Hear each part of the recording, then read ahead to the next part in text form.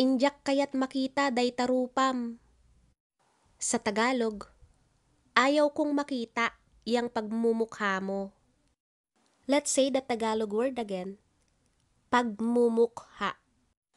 Inyakit di daytoy nga biyag.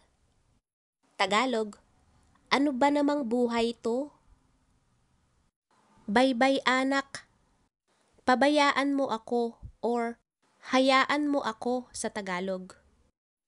Agtalnakan. Sa Tagalog, tumahimik ka na. Haanak nga kapatangan. Say that word again. Kapatangan. Sa Tagalog, huwag mo akong kausapin. Injak kayat ti kasao or injak kayat ti kapatang. Sa Tagalog, ayaw ko ng kausap. Inya ti kayat mo nga sawan. Let's say that word again.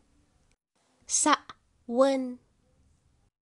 Sa Tagalog, ano ang gusto mong sabihin? Makapaungat ka. Let's say that word again.